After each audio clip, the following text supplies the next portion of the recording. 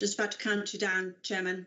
5, 4, 3, 2, 1, and you're live, Chairman.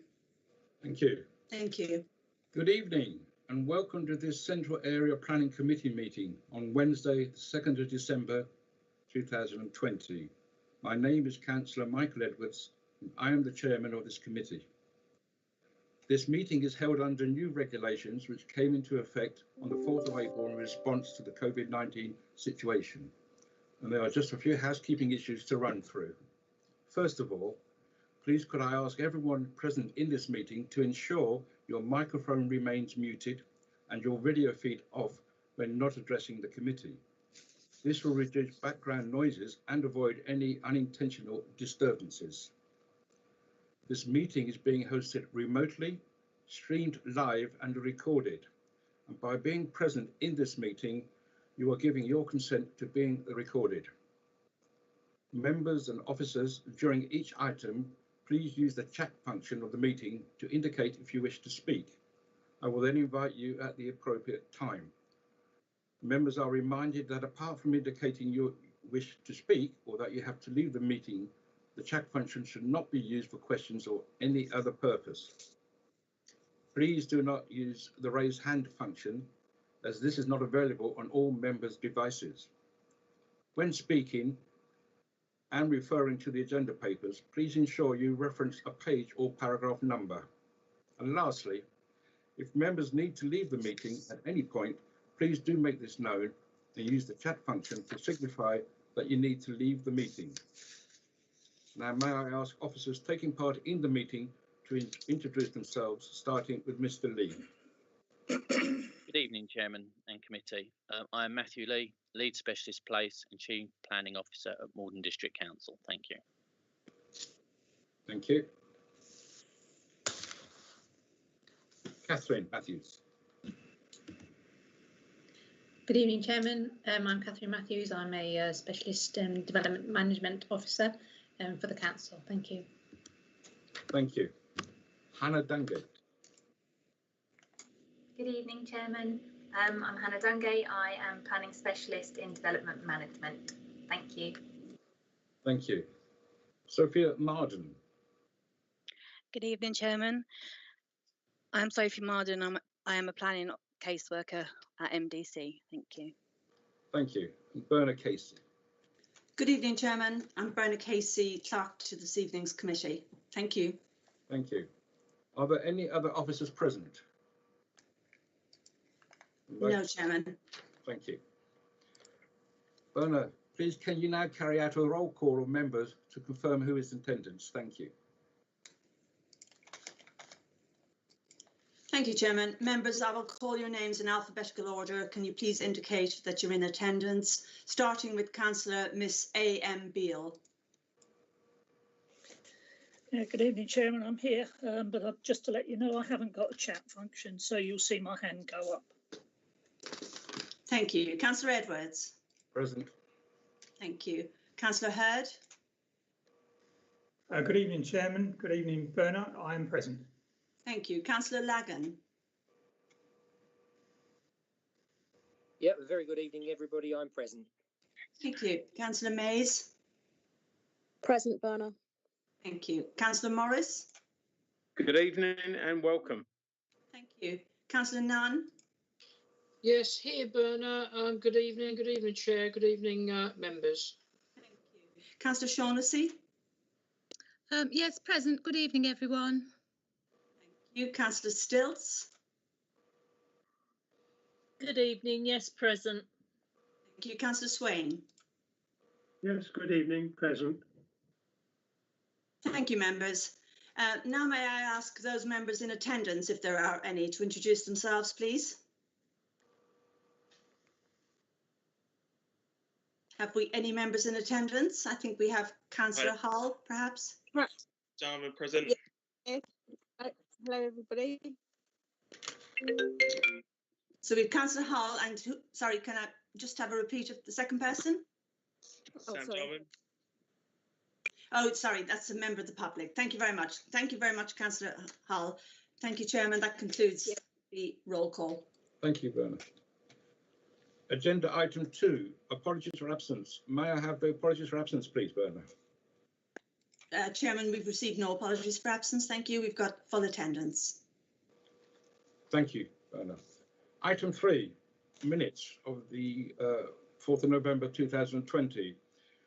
It is recommended that the minutes of the meeting held on the 4th of November 2020, found on pages 7 to 10, are approved as a true and accurate record. I so move. If you wish to second that motion, please turn on your video, unmute your microphone and state your name now. Councillor Nunn, seconded. Thank you, Councillor Nunn. If any member wishes to raise any matter of accuracy, please use the chat function to indicate and I will invite you to speak. Bernard, please can you advise if any other member has indicated a wish to speak? No, Chairman.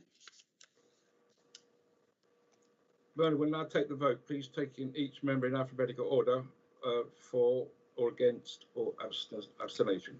Sorry, abstain. Or does the committee wish to agree the minutes by assent? Agreed. Agreed. Thank you. Agreed. Thank you. Item 4, declarations of interest. To disclose the existence and nature of any disclosable pecuniary interest, other pecuniary interest or non-pecuniary interest relating to items of business on the agenda, having regard to paragraphs 6 to 8, inclusive of the Code of Conduct for members. Members are reminded that they are also required to disclose any such interests as soon as they become aware, should the needs arise throughout the meeting. If any member has an interest to declare, please use the chat function now to indicate, and I will invite you to speak. Yes, Chairman, Councillor Nunn. Councillor Nunn. Thank you, Bernard. Thank you, Chairman. Yes, item 7, 98 Washington Road. I'm acquainted with the applicant. Thank you. Thank you. Non-pecuniary. Non-pecuniary. Councillor Shaughnessy, and I think Councillor Mays has her hand up as well. Yes, thank you, Bernard. Thank you, Ben. Thank you, Chairman. Yes, non-pecuniary. I have had emails from the lady at 98 Washington Road and emails from neighbours as well. Thank you. Councillor Mays, Chairman, and Councillor Hurd. Yeah, thank you, Bernard. Non-pecuniary, item 7, 98 Washington Road, as I know the children of the applicant. Thank you.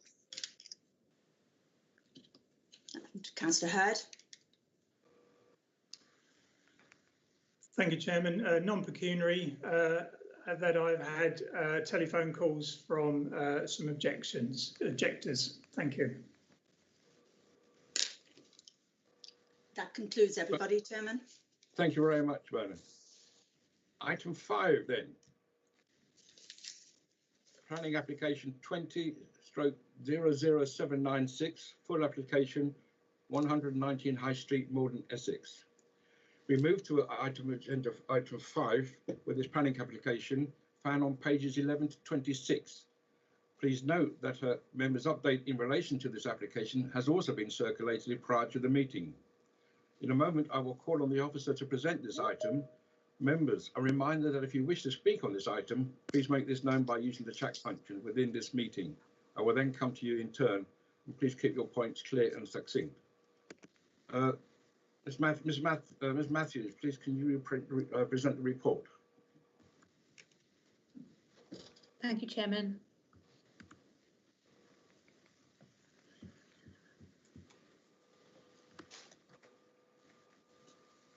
So this is an application for a change of use of a rear surface building to a residential live/work unit, including provision of secure bike storage, a bin store, and a replacement roofing tiles in association with the shop at 119 High Street in Malden. So this slide shows the location of the application site on the High Street. And this is a larger scale plan showing the location. So the application site is that's edged in red, and the land edged in blue, is land also owned by the applicant, and then the land edged in orange is a block of flats to the rear of the site. The means of vehicle access to the site is part of this green hatch area here, and then you've got 119 High Street, so there's the building which you can just about see there, and then there's a small courtyard to the rear. It's a blown up version of the drawing that was shown. That area edged in blue is in the process of being redeveloped for a single dwelling.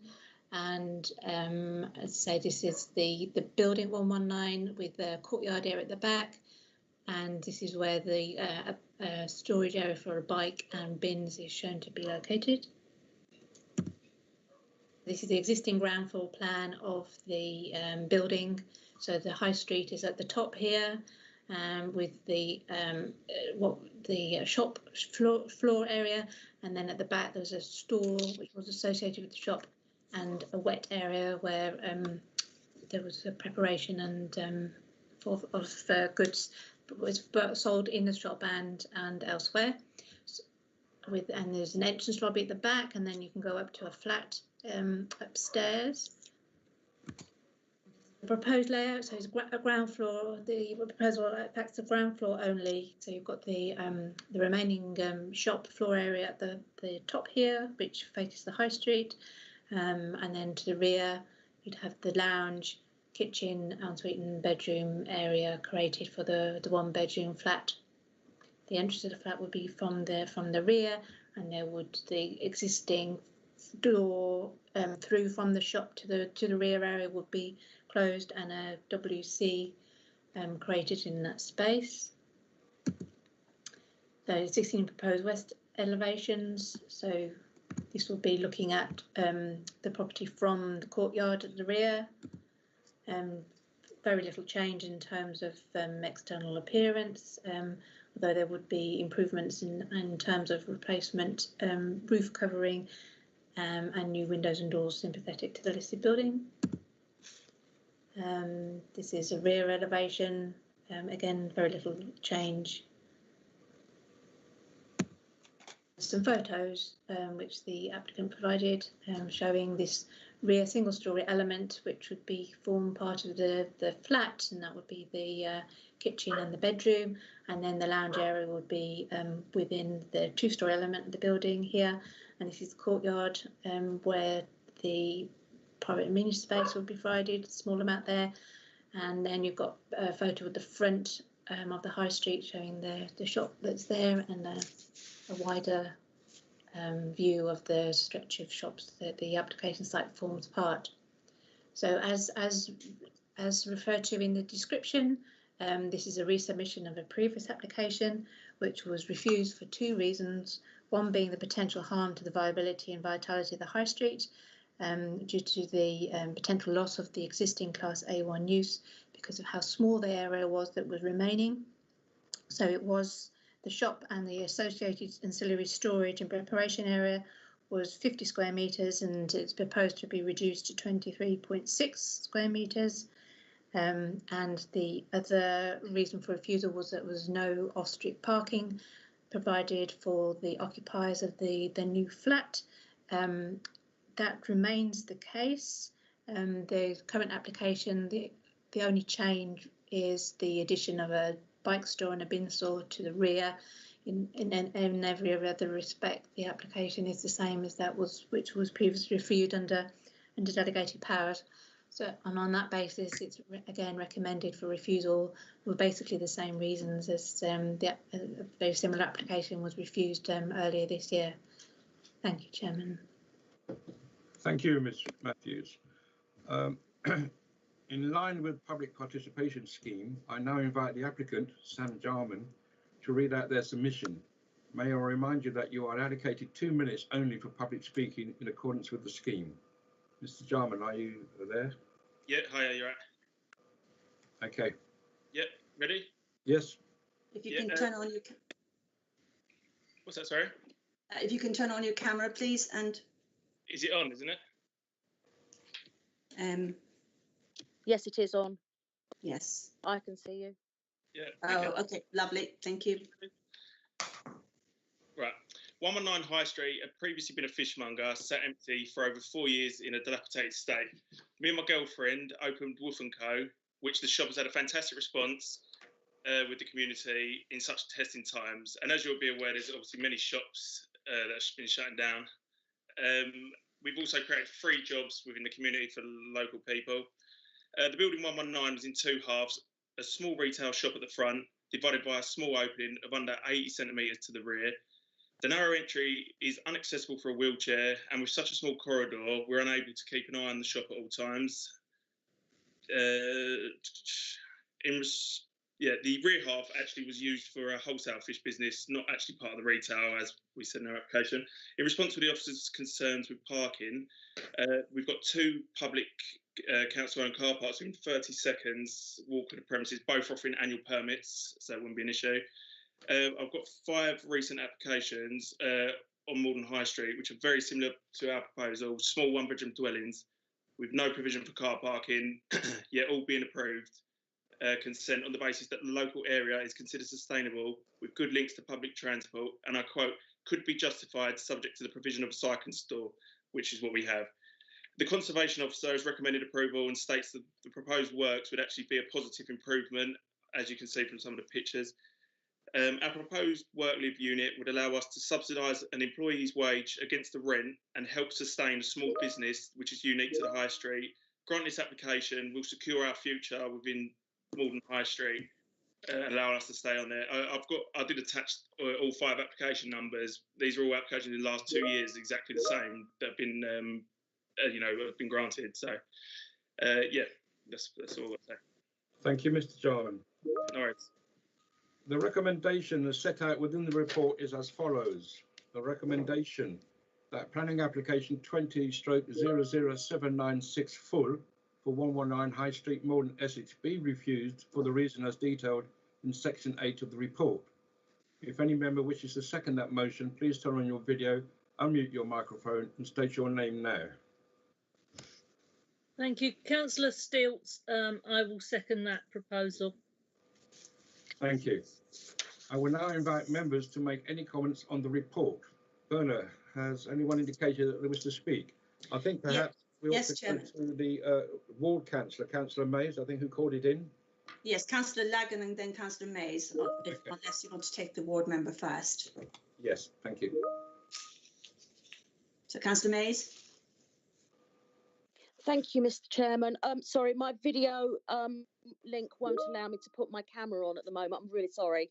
Yeah, I've got a couple of questions. The first one is regarding the car parking space. I'm a little confused about this.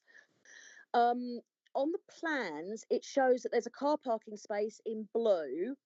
And then for 119 behind the building, there's another car parking space which has got car parking space for 119 in yellow. So it wasn't quite clear on that. There was also the element that, as Mr. Jarman raised, that in the High Street there is, I think that our SPD actually states that if there is no other means of transport, then we'd have to provide something. Well, there is access to buses. There's also access to car parking in 2 large car parks, Butt Lane and can't remember the other one off my secret car park, as I call it. So that I'm not really very happy about that. In the report at 3.1.7, it says that the space is 30 square metres, but I think Miss Matthews said it had been reduced to 26 square metres. Again, I wasn't quite sure on what viability that had, and whether or not there were minimum spaces that had to be allowed for bedrooms and living spaces. So is this unit too small, and if so, by how much and why? The third question I've got is, a lot of this work appears to possibly have already been done. So is this a retrospective planning permission? Question mark. Thank you, Mr. Chairman. Thank you. Ms. Matthews, can you answer those questions?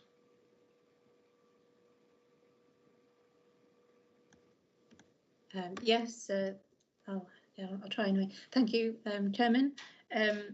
So there's reference to the. Let me share my screen again. The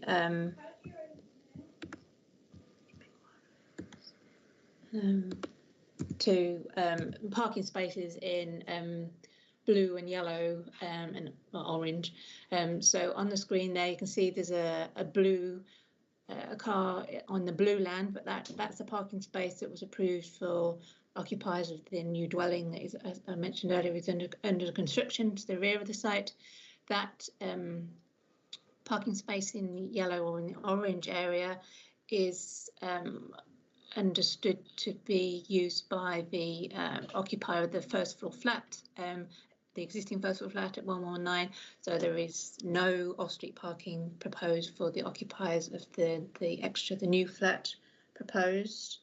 There is public car parks in the high street, and there is public transport available for the occupiers of the flat, but and there is provision in the adopted parking standards for reductions potentially in sustainable locations where there is alternatives to the use of the private vehicle, but there is a minimum requirement of one space per residential unit, even in high street areas and sustainable locations. So this would be, if this were permitted, this would be contrary to the adopted policies, and these have been consistently imposed since the new standards were adopted, and that was in 2018. The applicant did make reference to or did suggest that there were 5 previous permissions where there was no parking approved as part of a proposal. I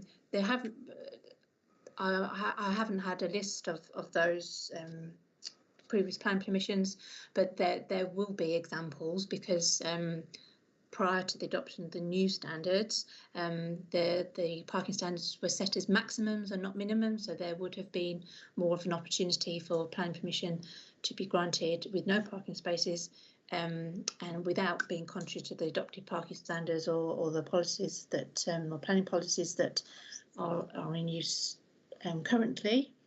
There was also a reference to the permits being available in the public parking car parks for residential occupiers to use, and whilst they are available, there's been no suggestion by the applicant that this is something that they would do or that something that they have applied for.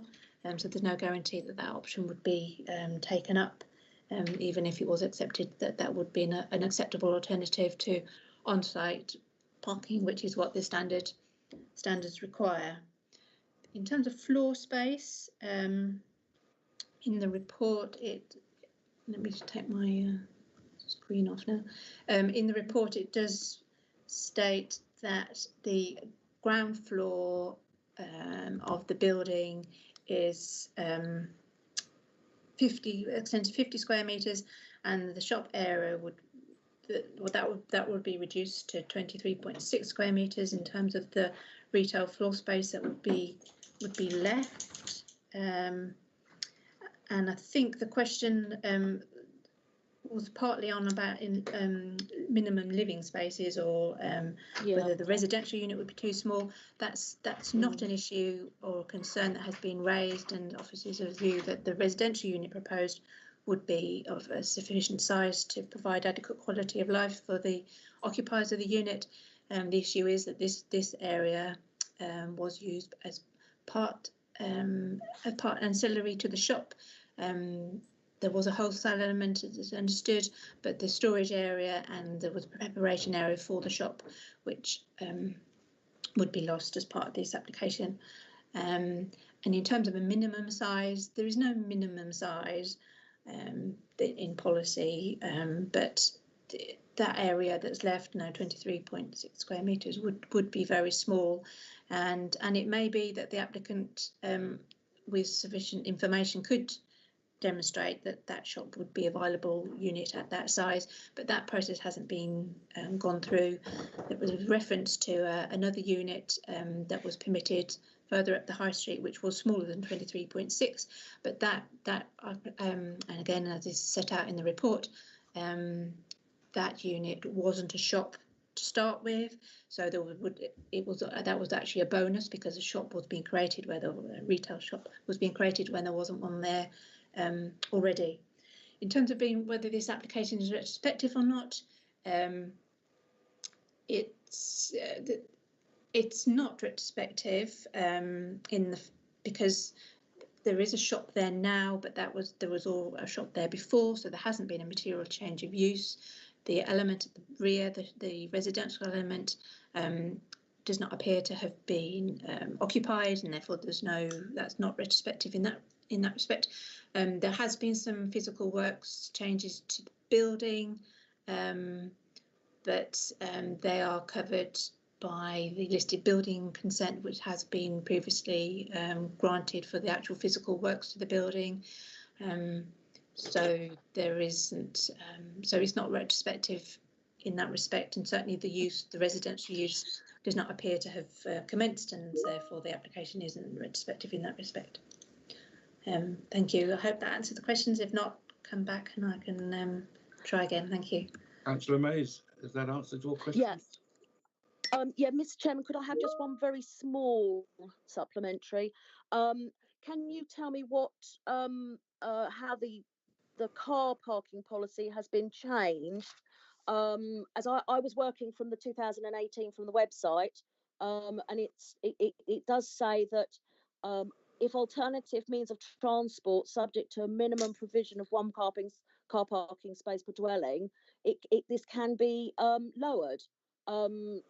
And obviously from one car parking space, the only way you can lower it is to 0. So I may be working from the wrong policy document, and that'd be really helpful to know. Thank you. Through Chairman, it does sound as though Councillor Mays is referring to the right policy document. It is a supplementary planning guidance document.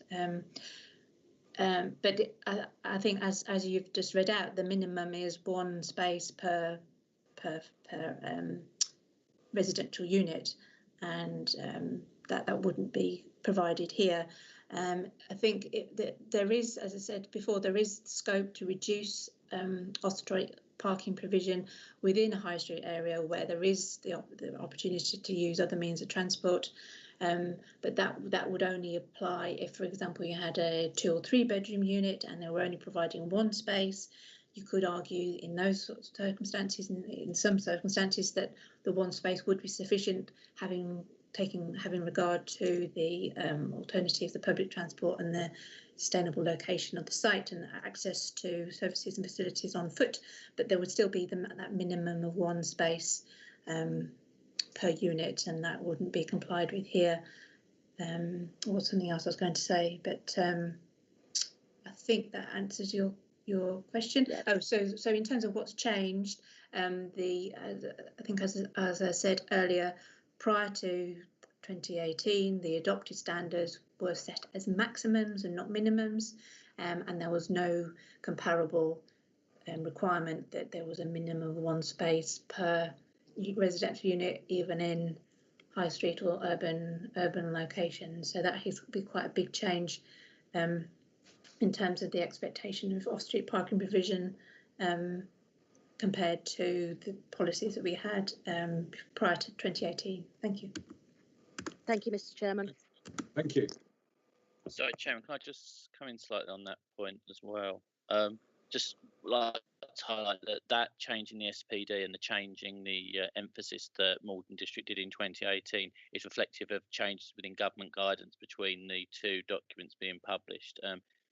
It's a while ago, the government's idea was that if you reduced the car parking down to no car parking, for want of a better phrase, it was all about maximum. People would stop having cars, but a lot of research and evidence has been undertaken, and that proves that isn't actually accurate. In most instances, people still want to retain a car, and they'll need the storage of a car, even in larger dwellings, even when there are other forms of sustainable transport and facilities. So government guidance has changed. Rather than it being maximum, it went to a minimum. And as Catherine said, our policy, or our SPD, and our policy obviously highlights that, reflects this current situation. Thank you, Chairman. Thank you, Mr. Lee. Thank you, Mr. Lee. Well, any other members who wish to speak? Yes, Chairman, we've got Councillors Lagan, Hurd, Morris, and Councillor Nunn would like to make a point as well. Okay. Councillor Lagan. Yeah, thank you, Chair. I'm very aware of the building. I've known it all my life. So the question for me is the actual shop frontage, the sort of retail space now, where the fish counter used to be, and the brilliant shop is there now. Is that retail space, does that stay the same size, or is that room, forget the room at the back and the wet fish storage and the store behind, but that room that's blue, which is the retail offering at the moment, is that going to stay exactly the same size, please? Thank you. Yeah, through you, Chairman, it is pretty much the same size. The only loss in floor area is the small WC, which would be created in the sort of the rear corner of it. So in terms of retail, Is it worth showing your camera, showing the plan? Obviously, okay. Yeah. So if we were in committee in the traditional room, we'd have been able to would have had that up for members. Okay.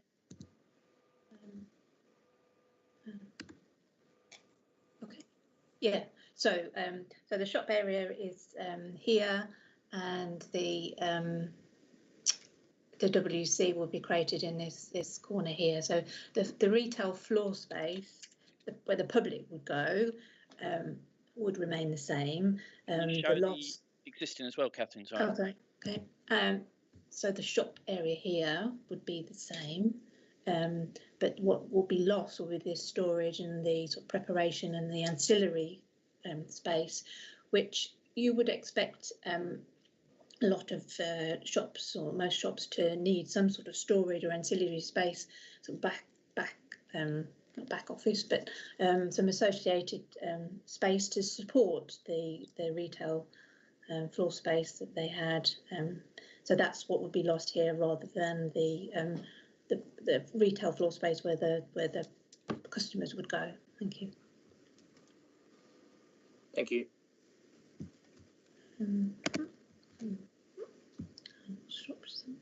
Yeah, do you, Chairman? I think Ms Matthews has covered it quite well, and obviously the officer report does. But I think that's the primary concern that the LPA has with it. It's the loss of the facilities rather than the specific floor space. You know, a viable commercial enterprise would need to have a storeroom, welfare facilities for the employees, etc. And obviously, none of those facilities would be able to be met with the shop being changed to just being solely a retail area, which is relatively small. And that's obviously where the council's officers' concerns relate to. Thank you, Chairman. Thank you, absolutely. Councillor Hurd. Yes, thank you, Chairman. Actually, I won't go over a lot of what because some of the things have been said.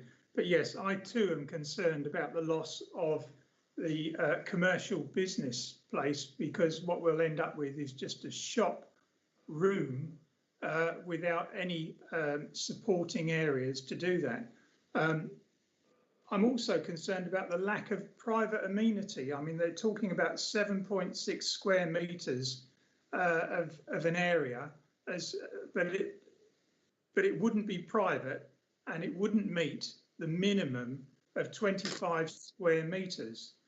I'm concerned also about the car parking, because what happens with deliveries?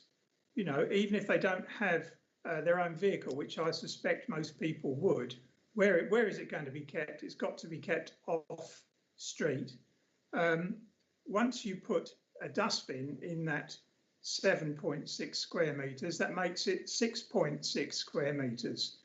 And I'm really concerned about that. Also, the window outlook, which overlooks a service area, which doesn't really make it an ideal living space. Just because it's been done before, I realise that that's been quoted, but because it's been done before, it doesn't make it right. and I don't think that we need to take that into consideration. I understand that that the amenity space is mitigated because there are facilities within walking distance, but of course you could go out the front door and find that. But I think as far as living premises are concerned, I'm really cannot support this. I mean, what would happen if the occupant needed some kind of mobility vehicle? You know, where would that be stored and how would it be stored? I think what we've got here is an outhouse supporting a commercial business. It's always meant to be an outhouse, and it's not really, for me, a residential premise. Thank you, Chairman. Thank you, Councillor Hurd. I think Councillor Morris is next. All right. Thank you, Chairman, and congratulations on getting the chair in your first role. I was quite on the fence with this application after reading the report. I've been persuaded now by the applicant's representations. I think it's important that we support retail in the high street and our residents. I believe that this application should be approved, and if it fails, if the officer's recommendation fails, I'd like to propose that we approve this application. There are no complainants. No one's got anything against it. None of the neighbours or anything like that. I think we should be helping our retail out in the high street, and I'd like to propose that the application is approved. Thank you. Mr. Chairman, I'd like to second that proposal as and when it comes up. Okay, thank you, Councillor Hayes. Councillor Nunn. Yes, thank you very much, Chairman. I too am a bit troubled by this parking situation and the precedent that it might create in terms of other sites. Having said that, I just want to clarify a point. My understanding about the history of the site is that the building that we're looking at was never separate retail. It was used solely for preparation and storage, which is peculiar to a fishmonger's, Doug Ball's, the fishmonger's shop at the front. So to say it was a separate retail unit or its retail space, I think is a little bit misleading, to be honest with you. Thank you very much, Chair. Thank you, Councillor Nunn. Berna, is there anyone else who wishes to speak? No, Chairman, Councillor Swain has his hand up. Oh, beg your pardon, Councillor Swain. Yes, sorry, Chairman. I haven't been able to use the chat function. Yes, if we're talking about producing a shop of these small dimensions, I agree it isn't really viable and very unattractive as self-standing premises. Unless it were to be integrated, of course, with the neighbouring shop, but that's not on the agenda. As far as parking is concerned, I wonder if Ms. Matthews or Mr. Lee can throw any light on how many public parking places are taken up by residents using them as their own parking.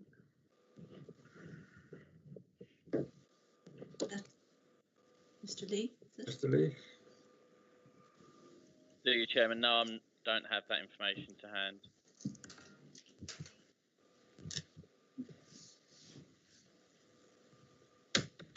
Did you get that, Councillor Swain? Sorry, it's gone. Yes, Okay, I do.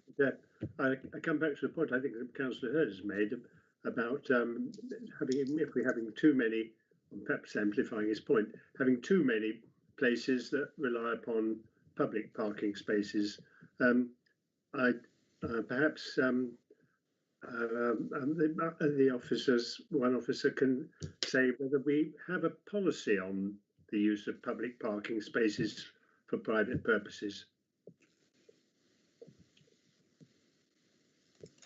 Through you, Chairman. In relation to planning, obviously the policy requires on-site car parking. There is I suppose, an acceptance that there may be a small percentage that this may happen in retail or, in commercial areas where there is access to public car parks. But one of the reasons our policy obviously requires on-site car park provision is so that they aren't forced, for want of a better phrase, into using our public car parks. Obviously, if we built large amounts of development in the town centre and we relied on the public car parks, obviously that would impact on the retail of the high street, because obviously they'd be full all the time with residents. So and obviously there's that issue, and obviously finance and that is a separate matter for this, which isn't planning consideration.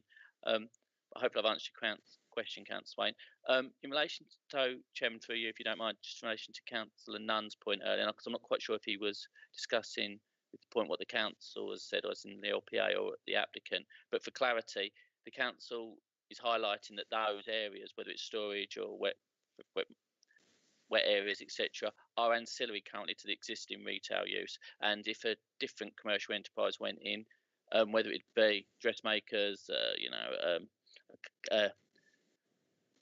a dress shop, a candle shop, whatever, obviously they would be the storage, so they would still have that ancillary relationship. We aren't arguing that it's a loss of a commercial unit, as in a unit's not going from 2 units to 1 unit through the proposed application. What we're saying is that the current area of commercial enterprise, so that's both retail frontage, including the retail area, and the back office, welfare facilities, etc., will be shrunk, and that will have an impact on the viability of this 1 unit to be an ongoing viable unit that then may fail. I wasn't quite sure on Councillor Nunn's point, so I didn't know if members were quite clear on what officer was saying, so I just thought I'd clarify that. Thank you, Chairman.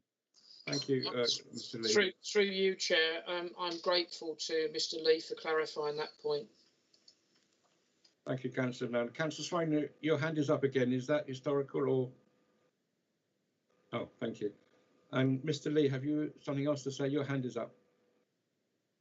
Sorry, Chairman, that was the legacy. Oh, okay. Verna, are there any more members wishing to speak? No, Chairman. Councillor Swain still has his hand up as far as my screen is concerned, but apart from that, no, there are no more to speak.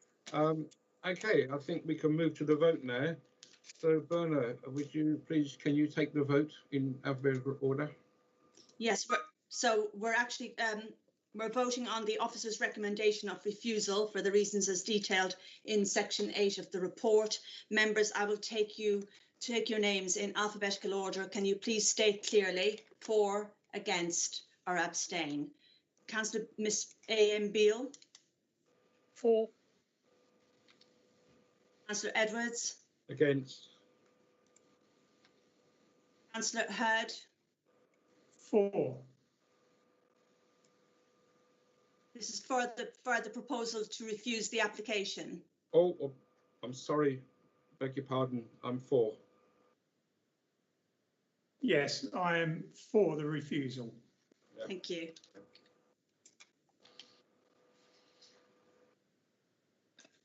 Councillor Lagan. Against, please, Berner.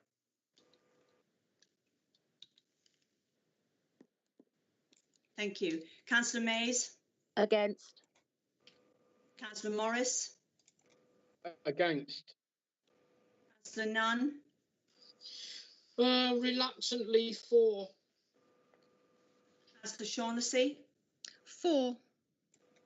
Councillor Stilts. For. Councillor Swain. For.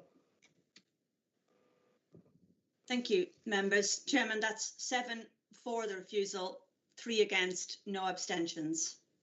Thank you, Bernard. That's then carried as a refusal then. Thank you. And thank you, Mr. Dungate. Sorry, thank you, Mr. Jarman. And thank you for your attendance. You will now be removed from the meeting and may continue watching on YouTube should you so wish to. Thank you.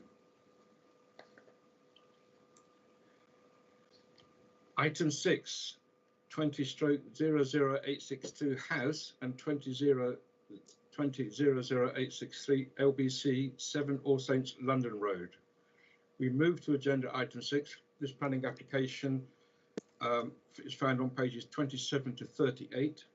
Please note that a member's update in relation to this application has also been circulated prior to the meeting.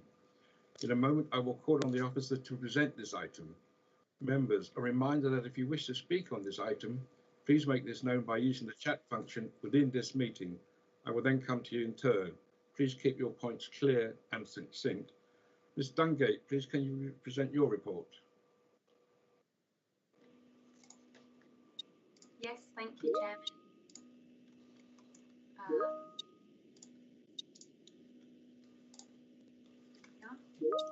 Planning permission and listed building consent were sought for the construction of a front extension at the application property, which would incorporate an entrance area, cloakroom and snug. Please note the members' update, which includes the Parish Council response to the application. A consultation response has also been received from Cadent Gas, highlighting that a low pressure gas pipe is located within the vicinity of the application site. If the committee are minded to grant planning permission for the proposal, it is recommended that an informative is added to the decision notice to highlight this. On the location plan, you can see the site outlined in red, which is located within the Malden Conservation Area.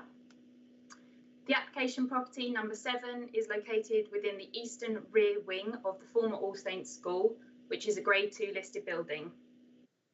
In 2017, an appeal was allowed to convert the former school building into 8 residential units, which has now been implemented. There is a communal car parking area serving the properties located at the south of the site here. There is also a communal garden area serving the properties located in the southwestern corner of the site here.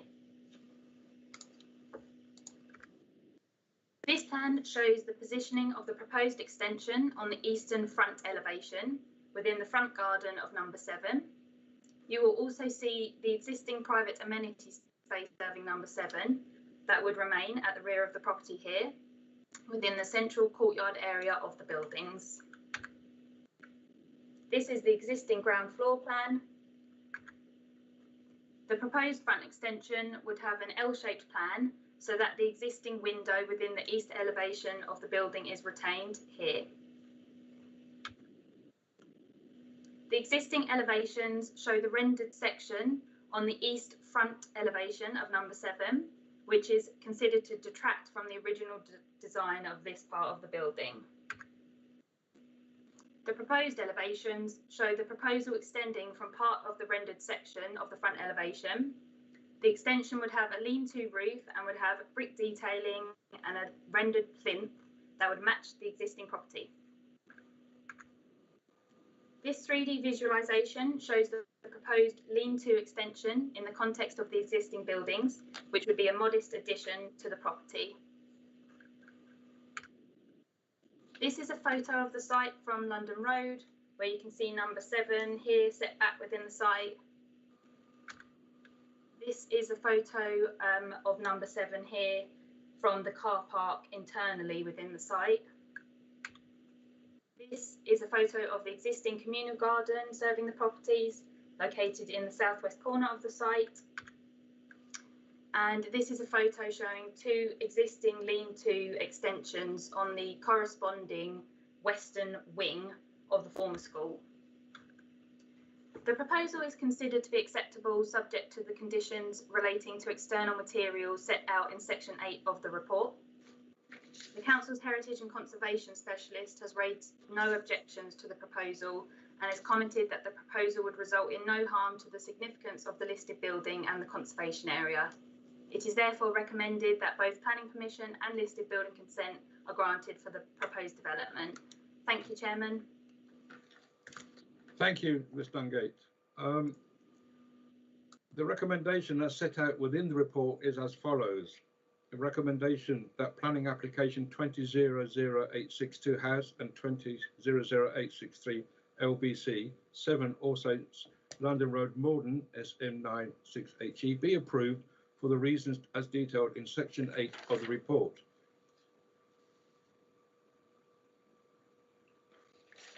If any member wishes to second that motion, please turn on your video, unmute your microphone and state your name now. Councillor Beale seconded. Sorry, who was that? Who seconded it? Well, it was Councillor Beale, but Councillor Hurd also seconded it. Okay, thank you.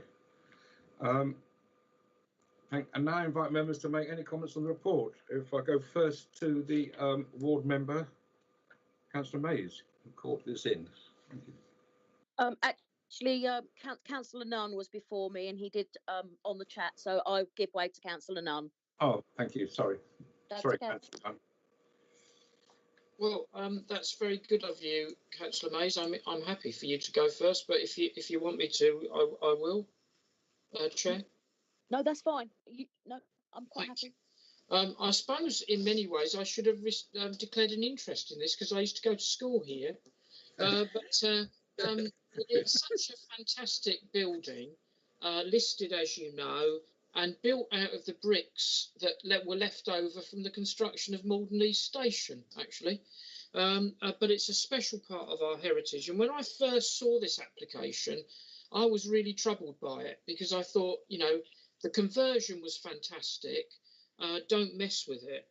But actually, I hold a lot of store by Tim Howson and his views as a conservation officer, as I do, of course, Mr. Lee and his team as well. And when I looked at this, I agree that it's not going to have a huge impact. It's not the frontage, and it's going to be in keeping by the looks of it. So I actually don't have a major problem with this. Thank you, Councillor Nunn. Councillor Mays, I think. Yeah, thank you, Mr. Chairman. I've just got a couple of questions relating to the amenity space, which was obviously cut down from, I think, 25 square metres to now 12. I don't know how shared amenity space plays into it, but I was personally concerned about the amenity space attached to this property, which effectively will become a 3-bedroom dwelling, although one room is going to be used as a snug. It can be seen from the road, and I personally think that it should be left as it is. However, I am going to listen to the rest of the debate. Thank you. Thank you, Councillor Mays.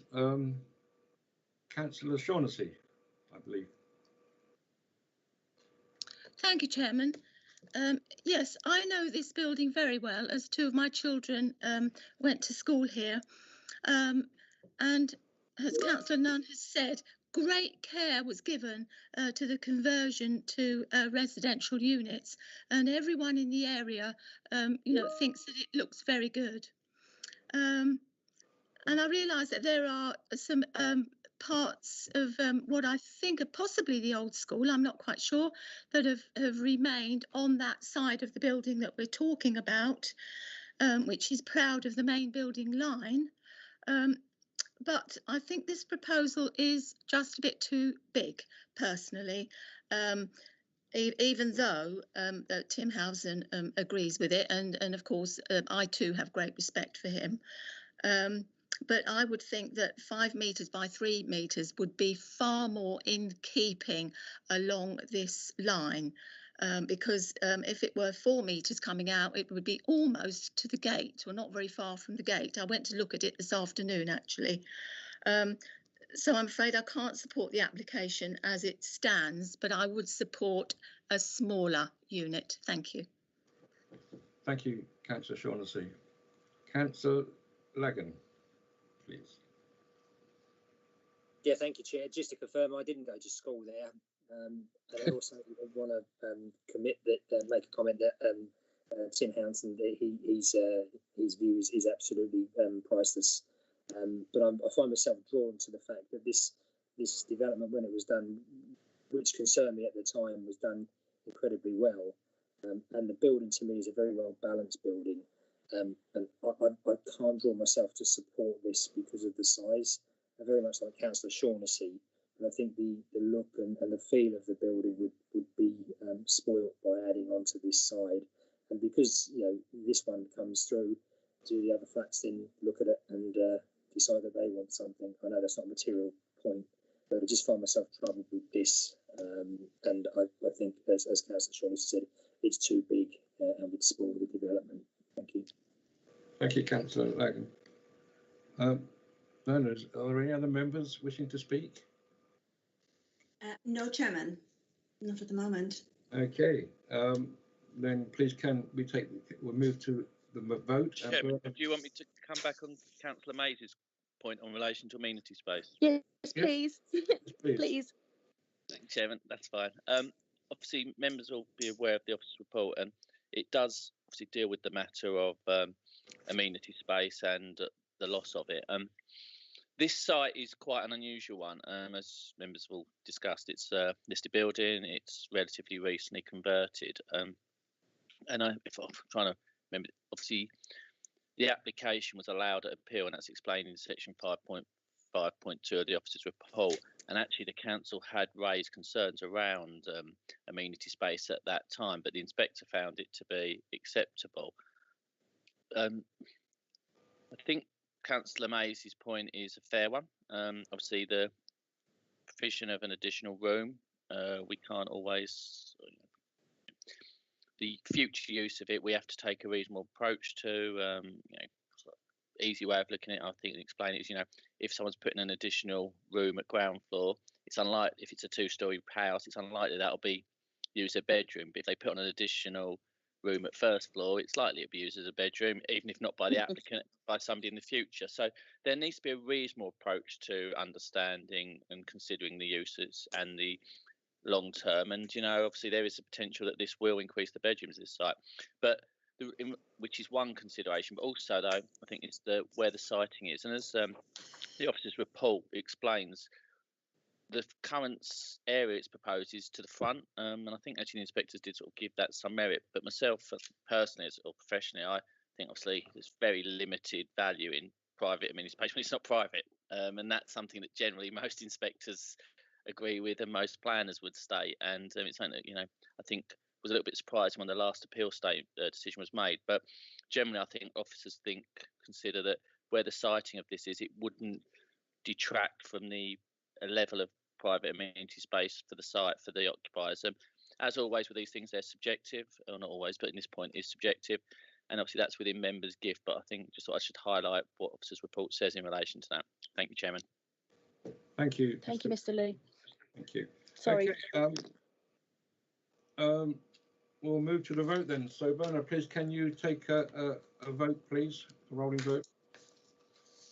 Thank you, Chairman. Members, we're voting on the officer's recommendation to approve the application, seconded by Councillor Beale. I'll take your names in alphabetical order. Can you state clearly for, against, or abstain? Councillor Miss Beale? For. Councillor Edwards? For. Councillor Hurd? For. Councillor Lagan? Against, please, Tara. Thank you, it's Berner. Councillor Mays? Against. Councillor Morris? For. Councillor Nunn? For, please, Berner. Thank you. Councillor Shaughnessy? Against. Councillor Stills? Against. Thank you. Councillor Swain? For. Thank you, members. Chairman, that's 6 for the application, 4 against, and no abstentions. Thank you, Bernard. That's carried then as approval. Thank you. Thank you. Item 7, agenda item 7, 20/01010 House, 98 Washington Road, Morden, CM9 6AR. We move to this agenda item, which are found on pages 39 to 54. Please note that a member's update in relation to this application has also been circulated prior to the meeting. In a moment, I will call on the officer to present this item.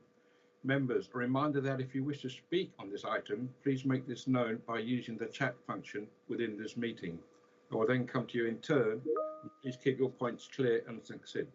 Ms. Marden, please, can you present your report, please? Thank you, Chair.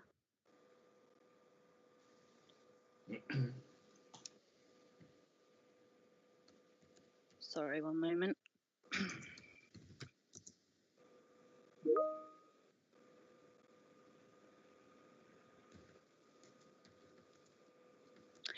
Planning permission is sought for a single-storey front extension, an increase in height to the western side elevation, alterations to the roof form of an existing rear extension, a flat roof dormer to the rear, and additional windows and roof lights. The application site is situated to the northern side of Washington Road. The site consists of a two-storey detached dwelling with projections to the front and rear elevations. The surrounding area is residential in nature with dwellings of similar design and scale. Here is the block plan. It should be noted that extant permission exists on the site. Whilst the application is different to that approved previously, it is similar in nature.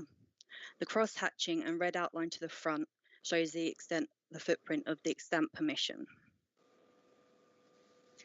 Here are the proposed floor plans and the proposed second floor plans.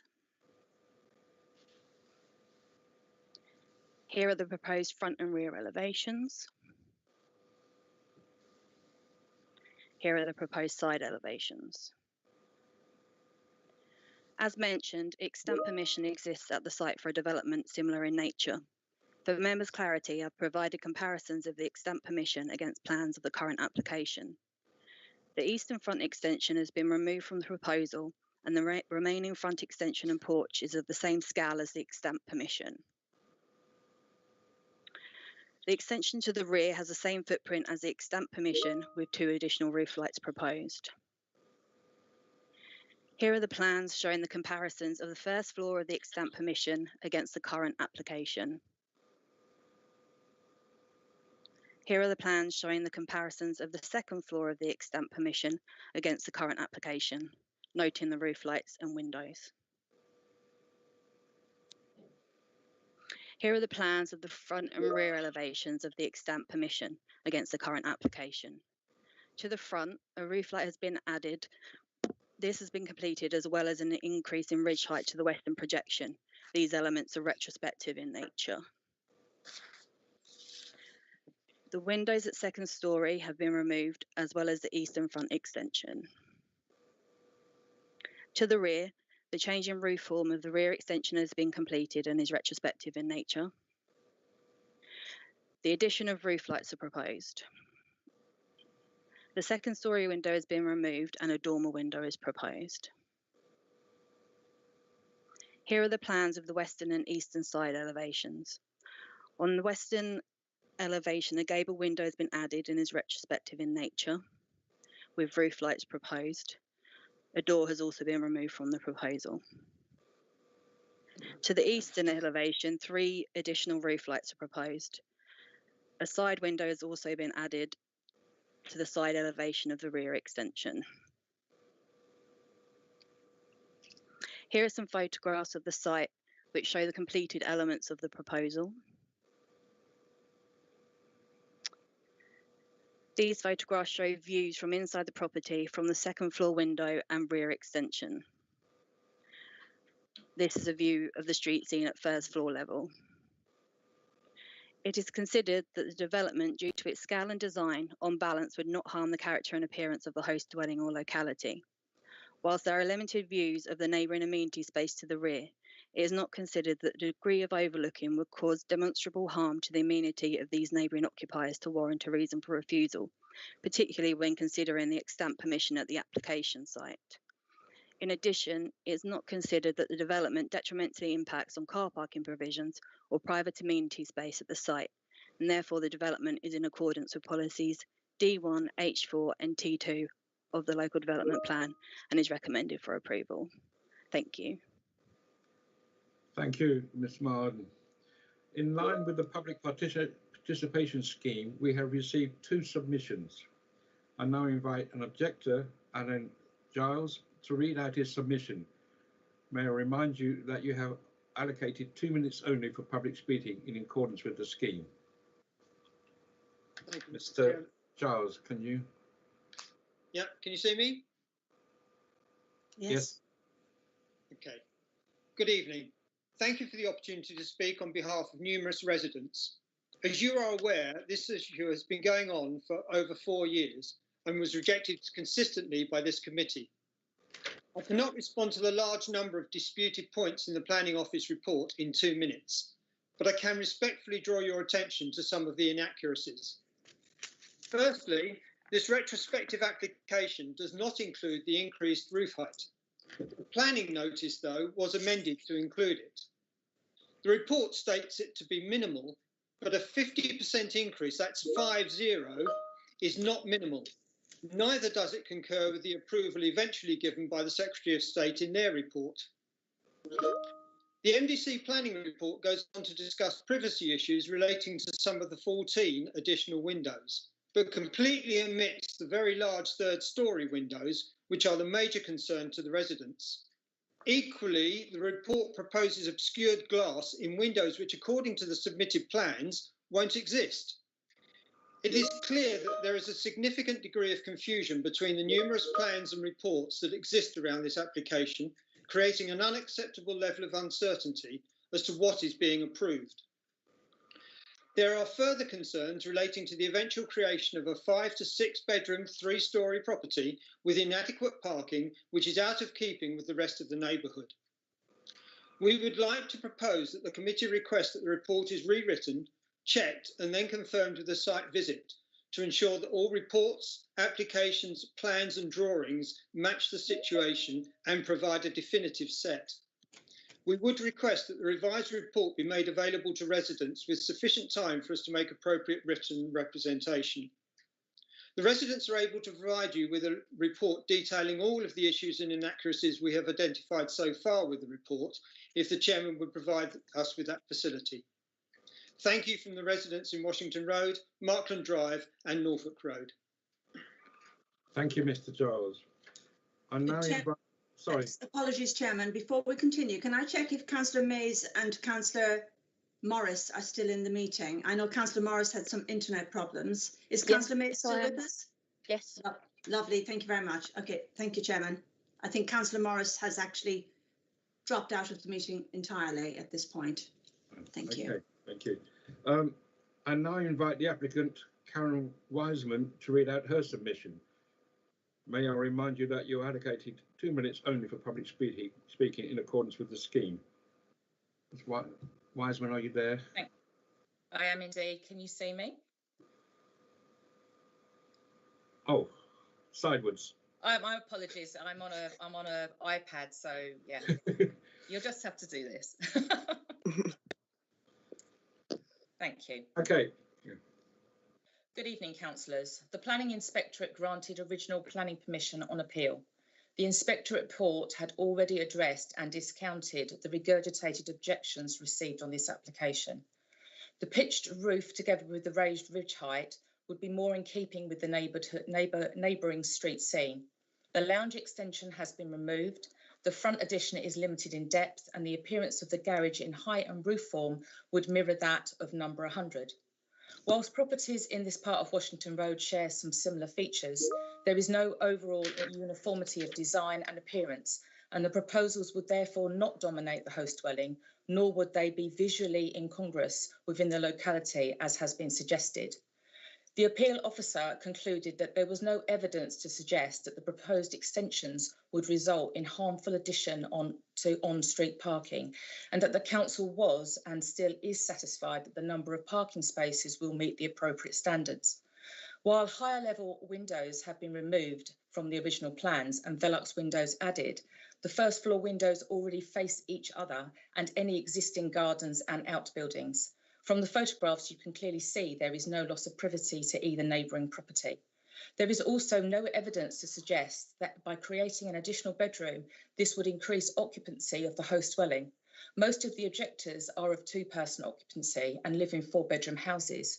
Is the same logic to be applied? Finally, the original planning application was not refused on any planning argument. Moreover, the fears expressed by local residents who appear not to have understood the proposals in detail or sought to seek clarification, but instead have chosen to base their arguments on fear provoked by a few in the neighbourhood. This is demonstrated by objections received from properties that are some distance from the host dwelling. I therefore urge you not to put our family, yet again, through a needless and costly appeal process, but to allow us to allow us to simply put our home back together. Thank you, Ms Wiseman. Thank you. The recommendation as set out within the report is as follows. The recommendation that planning application 20/01010 house for 98 Washington Road, Malden, CM96AR be approved for the reasons as detailed in section 8 of the report. If any member wishes to second that motion, please turn on your video, unmute your microphone and state your name now. Councillor Mays. I will second that. Thank you. I will now invite members to make any comments on the report. I see Mr. Lee got his camera on. Did you? No, he's muted, no. Chairman. I think he's just. You're muted. Oh, sorry, Chairman. No. Okay. So we start with Councillor Hurd, I believe, who wants to make a declaration and ask a question. Oh, sorry. Yes, Councillor Hurd. Thank you, Chairman. I just wanted to make it clear, I'm not sure I did it in my original declaration, that I had a non-pecuniary interest in this item, in that I have had a telephone conversation with an objector. However, at no time did I express a view one way or another. I'm very I know that Councillor Shaughnessy would wish to speak, and I'll give way to her as we're both ward members. Thank you, Councillor. Councillor Shaughnessy. Yes, thank you, Chairman. Likewise with Councillor Hurd, I have had various people emailing me, but I have just answered politely and have not given any indication as to predetermination on any of this. So I would just like to make that statement. Thank you, Chairman. I understand that the proposed garage extension towards the road, I think it's 2 metres, was apparently allowed on appeal. But I think that this probably will add to the parking issues, and we have discussed parking issues earlier this evening. I have a feeling it will add to those. The front fan light on the front of the building, at the top, has direct line of sight into the bedroom of 121 Washington Road. Was this allowed by appeal from the inspector, please? I would like to know that.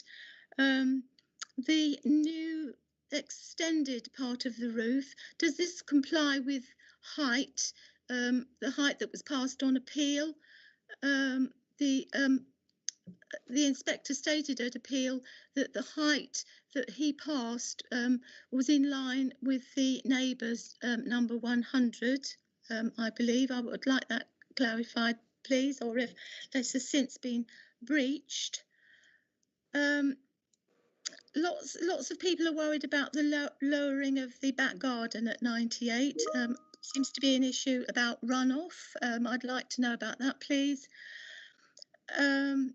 And the planning department, previously to the appeal, did reject it on overdevelopment. There is a concern in general about the number of windows, and I think a definitive number there, I think really probably needs going over again, so that everybody understands. Thank you. And how many that are to be locked and or obscured, please. And I'd like to know if officers have visited this site at any time, please. The breach of covenants is worrying. I realise that it's not a planning issue, but it is certainly worrying that builders or various builders have not complied with them. I don't think that this is a very good design and does not enhance the area, referring to planning D1. And the windows, do the windows in the application conform with the windows that were passed at appeal? I'm really not sure about this, and if not, could these possibly be added at a later date, the ones that were passed at appeal? So I have several concerns there. I hope that relevant planning officers, please, have noted those. And I too have a note about a site visit. I think this is quite a complicated issue, and I think we need to ensure a bit more clarity here. So therefore, I am asking for a site visit. I realise that we are in a COVID situation, but I do think that could be managed. Indeed, the lady who owns the house did invite me to look over the house, but I couldn't at the time because it would have been unethical of me to do so by myself. It only has to be, it must only be in the presence of an officer, obviously. And are there ever kind of 2 site visits, bearing in mind the COVID situation? And obviously no more than 2 people could go into the premises or on the premises at any one time. I do realise this. So some answers, please. Thank you. Thank you, Councillor Shaughnessy. Well, quite a number of questions there. Mr. Lee, you've come up. Did you want to? Councillor, I'll pick up a few of the points. I think Ms. Marden can pick up a couple of others nearer to the end if she's happy to support myself. I think the first point to remember is, members, is that there is a planning application that has been granted for a very similar form of development on site. The fact that that fallback position that went through appeal does exist, it has to be the starting point for any determination of this application. You know, as the officer's report explains, there's no real issues in relation to car parking, etc., compared to what was granted at appeal. Trying to raise concerns that have already been investigated by an inspector and found to be non-reasons for refusal would be a very dangerous approach to take as a council. The starting point does need to be development plan, unless material considerations indicate otherwise, which is always the case, and a planning history, particularly when it was either an approval at appeal or even approval anyway, what is still live that still could be implemented, as in it has started, so it will always remain extant in this case, would be a very, very important point. And that is really what members need to be looking at, is to a certain extent, is not what the house was like originally compared to what they're submitting for. What are the differences between approved and what has been started to be built and what they are looking to complete? That is the big difference. In relation to the point about windows, obviously the current application is what it is, for want of a better phrase. They would be able to complete that if granted planning permission, and that would show the windows that are on those plans. They wouldn't then be able to implement the other permission, so any additional windows wouldn't be able to be put in because that would be the other permission. They can't have both. The fact that actually they could probably do a lot of the works under permitted development is a separate point, and additional windows, for example, don't normally require planning permission because they are deemed to be acceptable in the eyes of the government without needing requirements of planning permission. Sometimes they need to be obscure glazed, sometimes they don't, depend on the specific dynamics of it. My understanding is that we have done a site visit for this application, that whilst there have been some comments around change of levels, there isn't any evidence the council has of that. But notwithstanding that, runoff generally isn't a planning issue in a small scale sort of development such as this. To be honest, actually, it's a civil issue, and if it actually comes under trespass, but that's a separate matter. But it wouldn't normally be a matter. So, for example, if you build an extension on your house and your drain or the guttering goes over to your neighbour and it drains into that property, that isn't actually a planning matter. That wouldn't be a reason for refusal or something that we look at. And that also very much goes for the points on covenants. Covenant is civil legislation that cannot be a material consideration in termination of any planning application. The fact that, for example, it's a covenant, building reg, etc., environmental health, if it falls foul of another form of legislation, another council department or anything like that, that is not a conversation for the committee today or decision makers ever. We only look at planning matters, and case law is clear. We can only look at the matters that relate to planning. So anything that isn't within our remit, we need to be silent on. It's unfortunately, planning doesn't worry about personal issues. So those matters that aren't planning, we just have to park. No matter how any sympathetic you may feel or value you may think they have. But I think that sort of generally brought up most of the questions. But I don't know if any councillors. I don't know if sorry, I'm not sure. I'm trying to think if there was any. I think so. Madam, there's a couple you were going to pick up, and I said wasn't there. And then if we can see if that's then answered all of Councillor Shaughnessy's up questions. Thank you, Chairman. Thank you. Yeah, through you, Chair. I believe, Matthew, you've probably answered everything that I was going to speak about. As we were talking about, the roof light to the front is in the remit of permitted development anyway. The ridge height has only been raised 0.65 metres from that approved, and that's what we're looking at, the difference from that approved to what they're applying for now. Thank you. May I come back, Chairman? Yes, briefly? of course. Thank you so much. I have to disagree. I think 0.65 metres is quite a lot for a ridge height to be raised further to the one approved on appeal. And as the one discussed within the appeal was in line with the house next door, then it stands to reason that it now doesn't fall in line with the one next door. So I find that quite concerning, actually. Thank you. Thank you, Councillor Shaughnessy. Thank you, Chairman. Can I just come back on something else I've just remembered? The point on the site visit.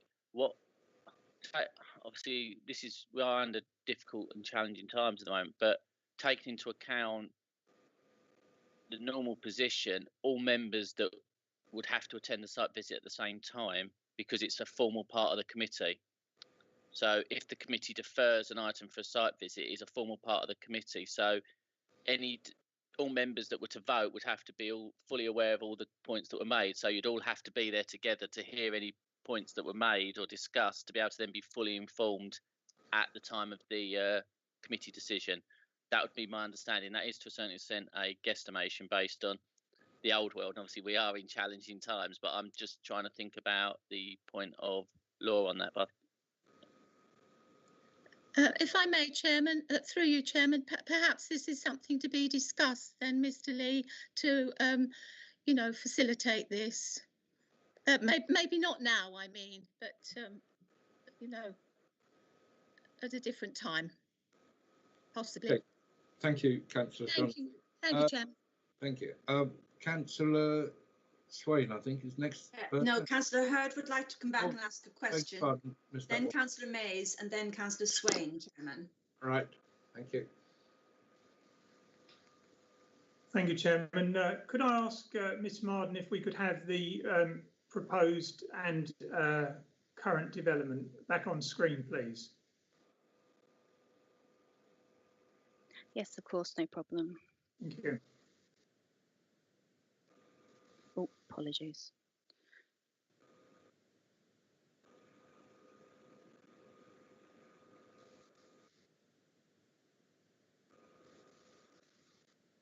Okay, would you like the elevations more over the floor plans? I think it's the picture of the house there. Yes, that's that's fine. Thank you very much.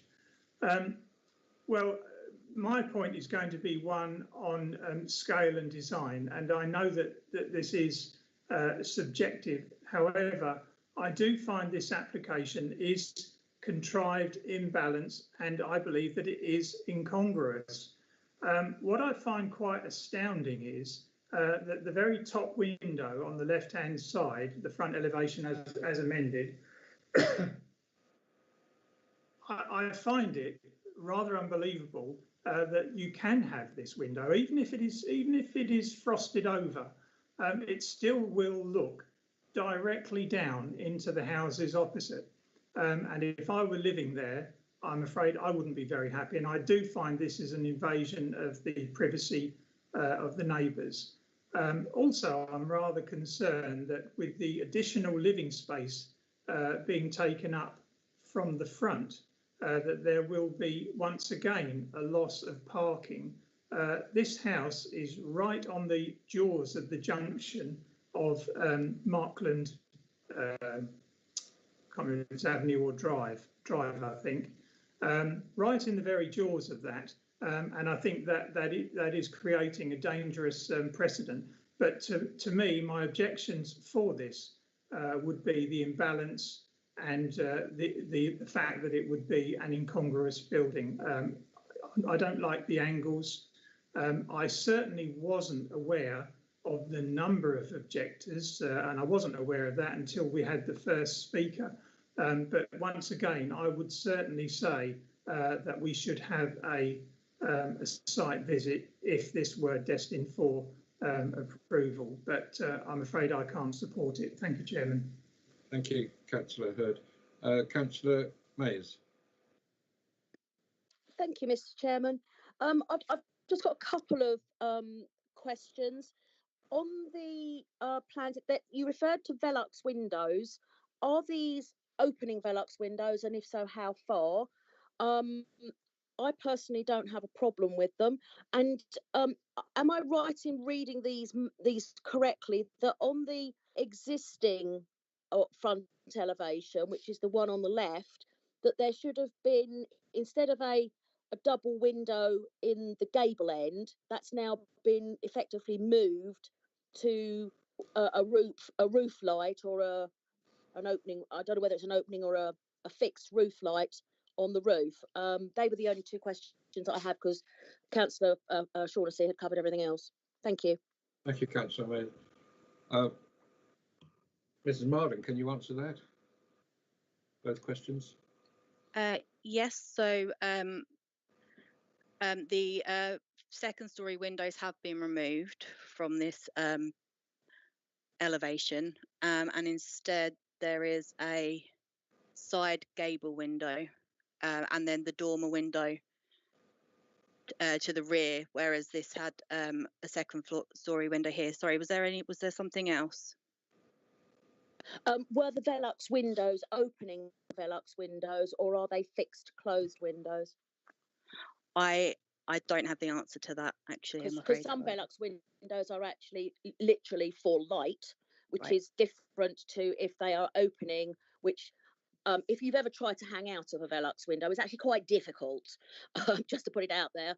And they're all the rage in Cambridge, even in the conservation area. So yeah, I don't necessarily have a problem with that. Thank you. Thank you. What I can tell you is this window on this elevation is going to be opaque glazed and non-opening, and we would consider conditioning these to be opaque glazed as well. Thank you. Okay, thank you. Okay, thank you. Thank you. Councillor Swain, I believe. Yes, thank you, Chairman. Yes, I don't think, I mean, these increasing number of windows in the third story, I think one has to link it to the fact that the ridge height has been increased. And to my mind, that makes, in combination, that has turned what would be a roof space, attic, storage area, whatever, into potential living space. And I don't see how that fits with the planner's idea of numbers of rooms and so on. And I do think they are overlooking. I can't get away from the fact this is going to be a 3-story residential building in an area where it's essentially 2-story. Thank you, Councillor Swain. I don't think there's a question there, was there? Yes. Do not the planning officers have a view on the fact that this is effectively enabling the increase in substantial increase in living space or bedroom space for the property? Okay, Councillor Swain. Ms. Marden, can you answer that?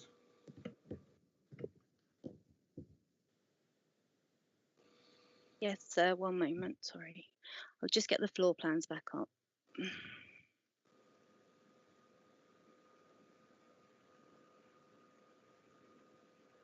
So there is an increase in living space, and we're not disputing that.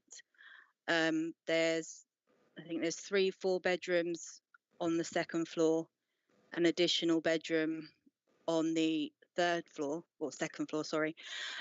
But with regards to private amenity, their garden area is big enough and the amount of car parking provisions is adequate for the number of rooms on the site. Ms. Marden, can you just show the elevations, the Yeah. approved and what they're submitting? That'd be helpful, I think. Yeah, Through you, Chairman, sorry. Right. I think just to pick up on the point, obviously the roof of the has been raised, as we've discussed, but you can see it doesn't actually reach the point of the highest pitch of the roof at the moment, and so it is set down. And so what members need to look at is that change between those two roof lines so injurious to the street scene, and does it create such an incongruous and alien feature that it would appear out of place when compared to what could be built lawfully? Officers consider that the small change and the shorter roof does still result in a relatively subservient form of development that, when compared between the two, wouldn't appear particularly out of place. In relation to Councillor Swain's point, personally, and this is only my personal opinion, the actual removal of the windows at the front within what would have been the roof space actually makes it less of an obvious feature within the street scene by the provision of a Fairlux window in the within the roof slope. So I think that obviously those differences, so there's a slight increase in height, obviously there's a removal of that window, and personally, this is just my personal opinion, I think that actually would lessen it, but this is a subjective point. But members, if they're looking to, I think this is really a very good picture to look at. Members actually see these are the differences and what is the harm between what was approved and what is now being submitted. It's not a case of what is on site or was on site and what they're submitted. It's about comparing the two schemes and seeing really what demonstrable harm has come, if at all, from these two schemes. Thank you, Chairman. Thank you, Mr. Lee. I think Can I just a couple of quick points on the comeback? Yes, Councillor. When you look at the drawings, the increase in the roof height is slightly an illusion, because the whole drawing, if it's the same scale, is it the same scale? It's magnified, isn't it? Actually, it's larger than the original. Chairman, we've had to obviously cut them out of plans here. They aren't identical. This is just for guide, but you can see that the distance is a little bit less between the two. Right. The other point is, how does this compare with the room space and number of bedrooms of the original building in Washington Road? In other words, were these all really originally designed to be 3-bedroom houses?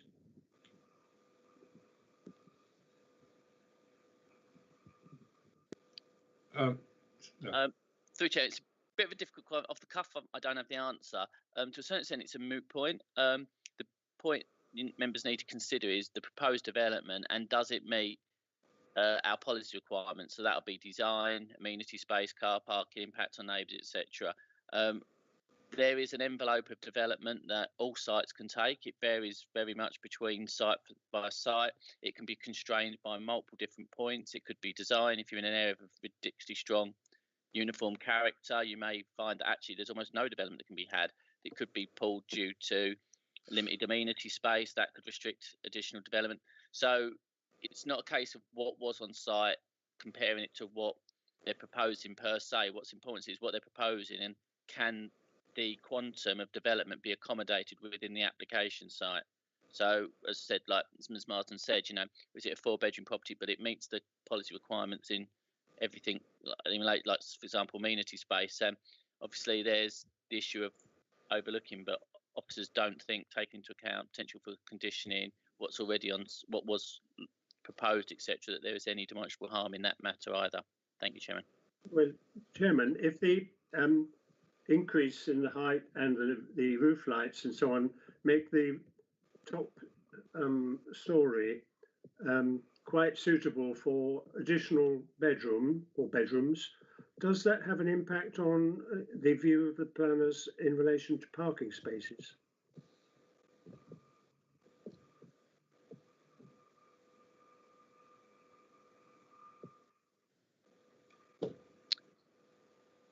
Mr. Lee, can you come back on that?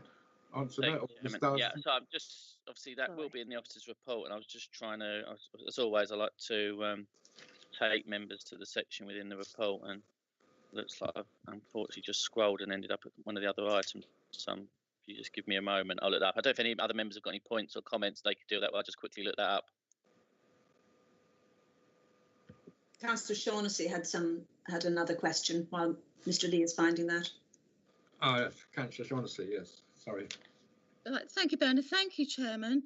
It's a pity that the diagram has gone off my screen, but because I think it's quite obvious why the roof heights in those two sets of diagrams are different, because one is one that was allowed at appeal, and the second one is the one that has been built, which is one of my first points when I was speaking earlier. And I think that it looks much more in keeping with the elevation as approved at appeal, but not the one as amended. Thank you. And I definitely think that we should not make a decision on this tonight, but we should have a site visit. Thank you so much. Thank you, Councillor Shaughnessy. I think Councillor Nunn wanted to come in. Yes, thank you very much, Chair. I've listened really carefully to everything that's been said, and I know that, you know, the issue here about sort of what was approved on appeal. It's a kind of general question for Mr. Lee, and I apologise to Mr. Lee in advance if this sounds a bit sort of ignorant on my part, but is there no kind of ongoing inspection of development as it takes place? Because what worries me about this is the retrospective nature of the consideration. Is there no inspection as the building's going up to see if it complies with what was actually approved? Thank you, Chair. Thank you, Chairman. I don't, you know, the quick answer is no. We don't have compliance officers within the authority. I know some authorities do, but none that I've ever worked at, and none that I know of around this area at all. That obviously is quite an intensive and resource-hungry process to go through, and the authority doesn't have the resources to do that. So we do rely on, if breaches happen, we rely heavily on the general public raising them. Obviously, officers do know things at times as well when we run out on site. Members such as yourselves obviously highlight things to us, and that's the crucial part of the planning process. I don't think anyone ever is comfortable when they see the word retrospective on an application, and I know it does sometimes cause some level of offence, for want of a better phrase, but to a certain extent that is a silent matter. We still need to look at whether or not there is any harm from the development, whether it's retrospective or not. That is the situation. You know, unfortunately, for whatever reason, what often applications come in after it's been commenced, applications like this where the scheme meanders and slightly alters during the process, and that is something that we do have to deal with as the decision makers. Thank you, Chairman. Oh, well, you, Chairman, also, I've looked up the point, and it's dealt with in officer's report. The current proposal is 3 bedrooms and 4 bedrooms, but 3 car parking spaces like the previous one, which is policy compliant. So the increase in arguably the increase in car parking the increase in bedrooms hasn't resulted in any increase in car parking requirement. But also, as explained in 5.4.3, the current application has admitted a section of the front extension resulting in an additional 5.4 squared metres of hard standing. So the actual level of hard standing, while obviously that space alone wouldn't accommodate a car parking space alone, there is a little bit more hard standing to the front, and the car parking provision is policy compliant. Thank you, Chairman. Thank you, Mr. Lee. Chair, could I just come back on that, please? Councillor Nunn. With your permission, Chair. Yes. Thank you very much, Chair. Yes, thank you, Mr. Lee. I used to be reminded constantly by a previous councillor that retrospective applications were acceptable, but it doesn't sit comfortably with me, I'm afraid. But can you tell me then, Mr. Lee, did did you or your department receive any alerts from residents whilst the building work was taking place?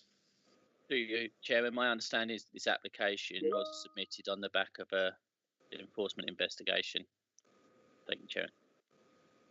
Okay, I'm grateful, Chair, and I'm grateful to Mr. Lee. I didn't know that, honestly, so that clarifies that position. Thank you very much. Thank you, Councillor Nunn. Councillor Shaughnessy, I think, again.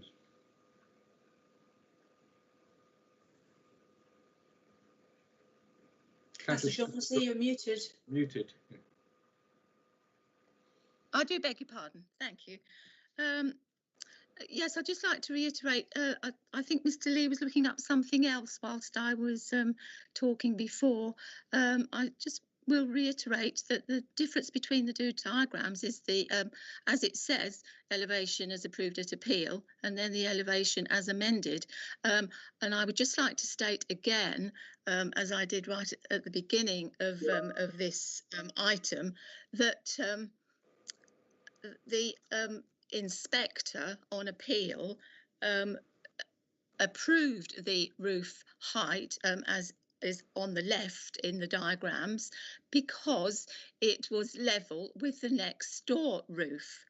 And of course now it isn't, and we do have to have, you know, a form of you know, sort of consistency with these roof levels. We've had this time and time again at planning, and it is something that we always take notice of. And also, you know, it's not above. We're not above having things put right if they are indeed wrong after the proper decision was made at appeal. Thank you. Thank you, Councillor Shaughnessy. Bernard, are there any more members want to speak? Chairman, Councillor Swain would like to make a proposal. He's put one in the meeting chat, but obviously it needs to be proposed within the meeting itself. All right, okay. Thank you. Councillor Swain.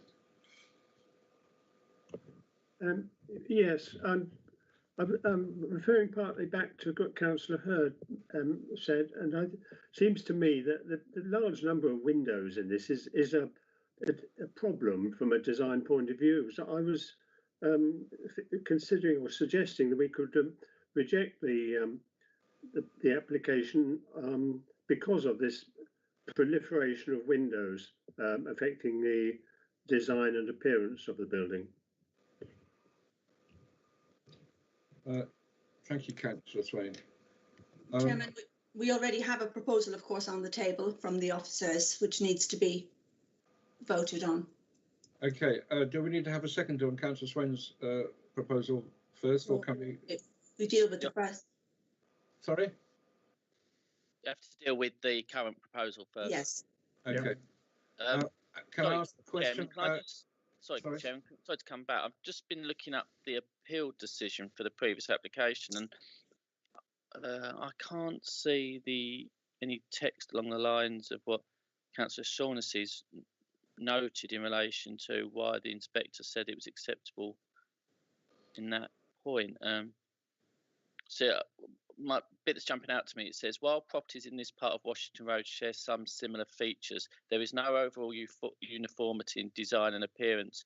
Consequently, the limited extensions proposed would not appear incongruous and uncharacteristic in the residential setting.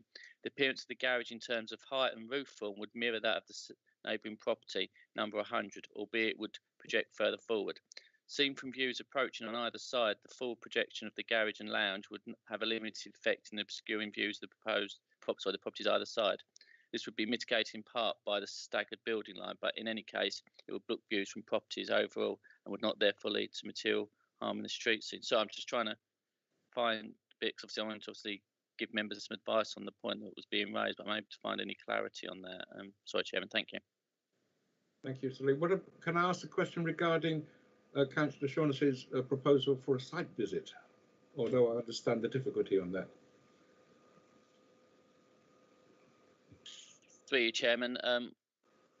Personally, I do not consider that that this application really needs a site visit. I think, taking into account the changes there, while there might be a lot of numbers when you look at it on paper, the actual overall variances between the two developments is quite minimal. I know Councillor May's raised some issues in relation to the Velux, and as Ms Marden said, if members want, we can condition that they're fixed shut, and obviously certainly obscure glazed, but I don't really see what benefits the scheme would get from a site visit. But obviously that, as always, is in with the member's gift, but as always, you'd need to take the prevailing position first for the committee. Thank you. Yes, thank you. Councillor Shaughnessy, do you want to come back? Thank you, Chairman. Yes, it's very kind of you.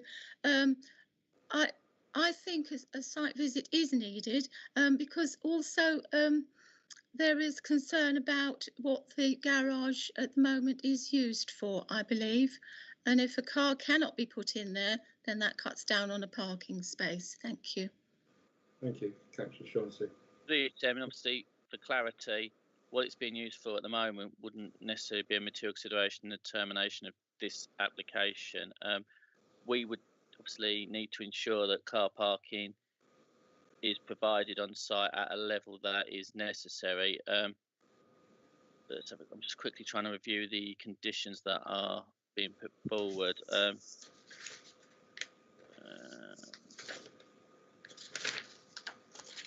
Okay, yeah, it doesn't actually look like there is. So there isn't actually a condition. I'm 2 seconds. So I go to the appeal decision. So actually, right, let's have a quick. Sorry, depending on how they've laid it out, where are the conditions? On condition 3, Mr. Lee, it does say that the windows will be fitted obscure glazing, and right, through you, Chairman, the point I was getting at is that actually the conditions imposed by the plan inspectorate, nothing requires that garage to be retained as for car parking. So if they were to build out the authorised development, they could convert the garage into a bedroom if they wanted the next day without needing planning permission. So, and as I said, even what it's being used for now would be a silent point. If members considered the fact that it's now going to a 4-bedroom meant that the car parking was more of a larger concern, it wouldn't be unreasonable to impose a condition in relation to car parking if they so wish to be retained, including the garage. That is what it's shown on the plans. But the fact that what it's being used for today at this moment when it's not completed development isn't really a material consideration. Thanks, Chairman. Okay, thank you. Bernard, is there anyone else? Point of order. Point of order from, yes, Councillor Swain has a point of order. Yeah, Councillor Swain. Yes, sorry, Chairman, but we come to this question about having a motion on the table. The point is,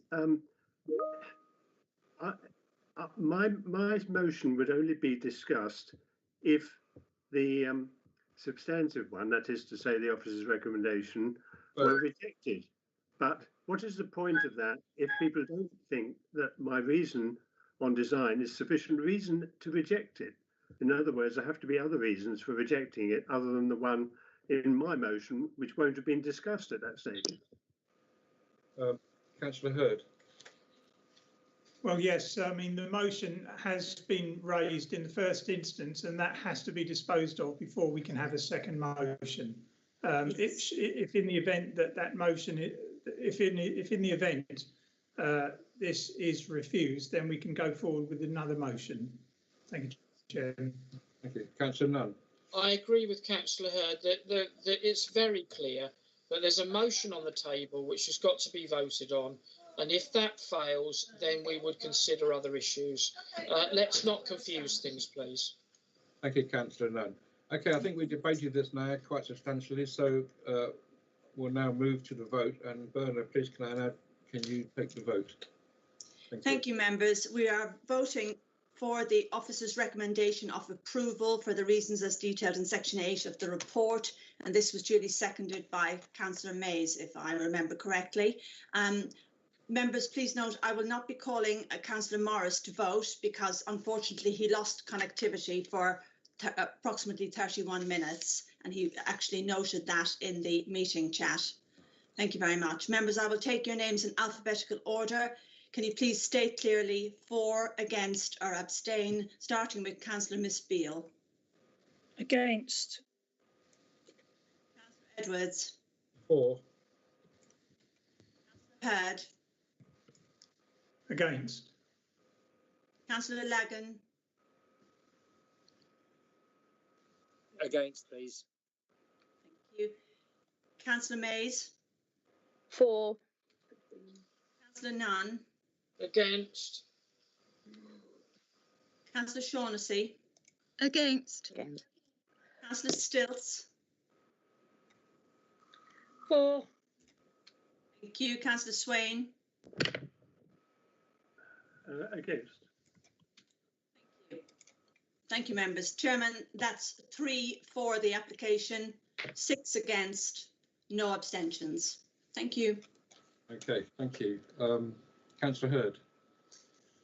In that case, Chairman, I'd like to make another proposal that this is refused on the scale and design, in that it is a contrived and incongruous appearance, which is resulting in an overbearing aspect which is out of character for the area. Thank you, Councillor Hurd. Councillor Mr. Lee, is that? Through you, Chairman. Ms. Martin, is it possible to call up those elevations again?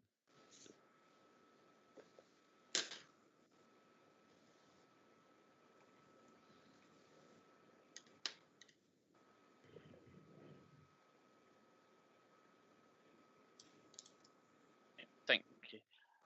Through you, Chairman, obviously, as I said, members need to consider the difference between those two is really what we're talking about. And personally, I consider that reason for refusal probably overplays the variances in design terms between the two proposals. I think obviously it's a subjective matter. It's in the gift of the members to come to the decision they see fit, but I think when you can see on the left-hand side of the screen what was approved at appeal, and then on the right-hand side the differences, I think I'm not sure you could say it would be particularly incongruous when comparing the two together. But as always, that's within the members' gift. Thank you, Chairman. Thank you. So, well, Chairman, if I may, I think that I would be quite happy to change that to imbalance, because I find it contrived because of the different angles and imbalanced, and certainly the window on the top right-hand side looks completely out of character and unsuitable for the building. Thank you, Councillor Hurd. So what you're saying is that we add refusal on imbalance and design of the windows.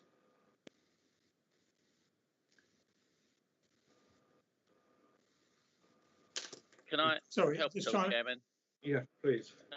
Chairman, see, there's been a number of issues, and I think the point has also been raised in the debate was about the number of windows. I would suggest something, if members were to look in this direction, would be that the proposed development is due to a number of unresolved design elements, including dominant roofscape, inconsistent fenestration style, unbalanced roof styles, and similar, the last couple of other similar matters, and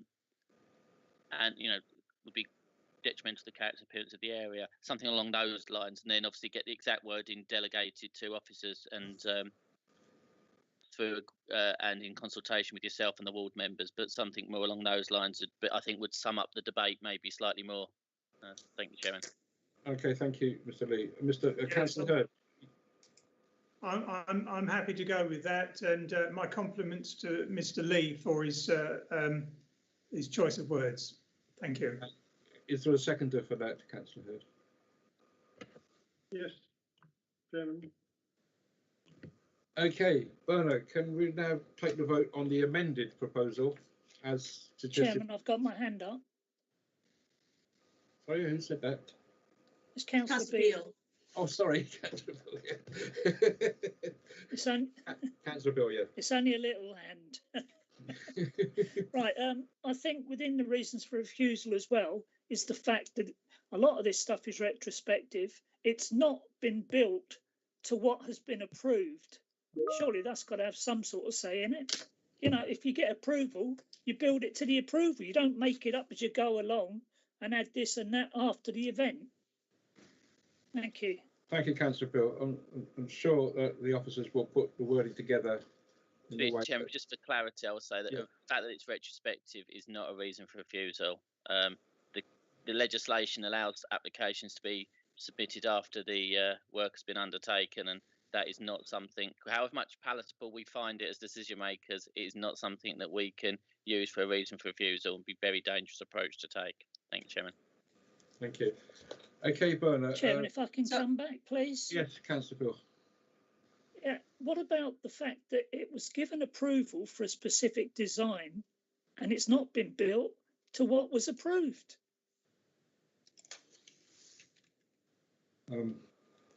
Mr. Lee, can you answer? Thank you, Chairman. The system allows you to do that. There is that is not something, you can submit 15, 100 different applications if you wanted, and they all could be approved. You could then choose which one you want to do, or you could then still not build it in accordance with them and submit a further one once it was being constructed. The system allows it. It is not a reason for refusal. Thank you, Chairman. Thank you. Okay, Councillor Shaughnessy, you're muted. Thank you, Chairman. There has been a precedent on our ward where something before planning approval was built and it had to come down. Just saying. Thank you. Thank you, Councillor Shaughnessy. Okay, I think now that we have we debated this now, and I think that if we all agree or we vote on it, that the reason for refusal is delegated to the officers as laid out by Mr. Lee 5 minutes ago. So, Bernard, can we have a vote on this now, please, to do that? Thank you, Councillor. Thank you, Chairman. Can I just confirm who seconded the actual counter proposal? I did. Councillor Swain. Councillor Swain, thank you very much. So, members, we're going to vote now to refuse the application as proposed by Councillor Hurd, with the actual reasons for refusal delegated to officers in consultation with the chairman and ward members. I will call your names in alphabetical order. Can you please state clearly for, against, or abstain, starting with Councillor Beale? For. Councillor Edwards? For. Councillor Hurd? For. Councillor Lagan? For. Councillor Mays? Against. Councillor Nunn? For. Thank you. Councillor Shaughnessy? For, Bernard, thank you. Thank you. Councillor Stilts? Against. Councillor Swain? For. Thank you, members. That's 7 for the refusal of the application, 2 against, no abstentions. Thank you, Chairman. Thank you, Bernard. So that is carried then that this application is refused for the reasons mentioned. Item 8, any other items of business that the chairman of the committee decides are urgent? I have none. Item 9, closure of the meeting. Members, thank you for your contributions this afternoon. I now draw your attention and I draw the meeting to a close at 8 o'clock. As the meeting is now closed, members are advised not to enter into any further discussion on this forum and to please leave the meeting promptly. Thank you. Before you go, Mr. Giles and Mrs. Wyman, thank you for your attending. Mrs. Wiseman, thank you for your attendance. Thank you. Thank you, Bernard. Thank you. Thank you, Chairman. Thank you, everyone. Bye. Thank you, Thank Chairman. you, everyone. Bye. Bye. Well done, Chairman.